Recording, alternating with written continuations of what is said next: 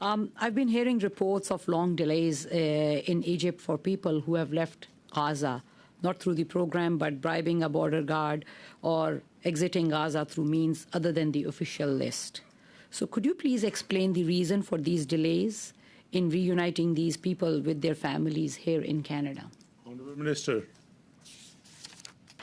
Yes, and as you know, my team has been working intensely since the meeting since I last appeared on this question to deal specifically with some challenges of those who had taken matter into their own hands to guarantee their own safety and exit through the Rafah passing.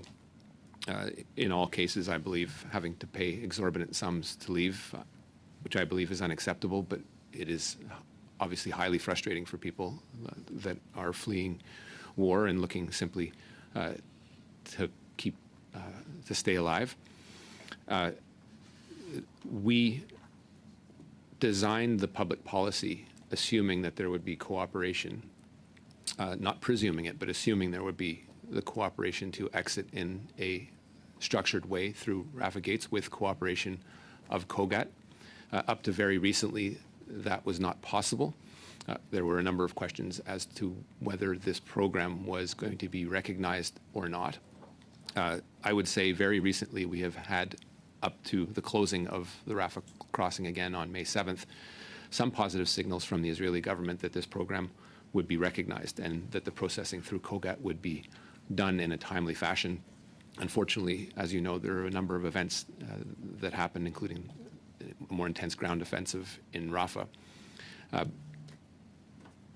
That all said, for those people that exited Gaza on their own terms, we have done one of two things: either included them under the current policy, or for those that didn't have codes or applications submitted, taken another way through a temporary residence visa, which we've issued, all categories together, about 400 and close to 500 in those particular categories.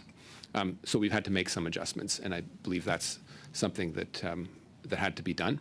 But again, the public policy program and perhaps some of the delays that were faced by those that took matters into their own hands and left through the Rafah crossing on their own had to wait some time as we look to carve them in and get them to safety through Canada. But again, after having gone through the biometrics and security process.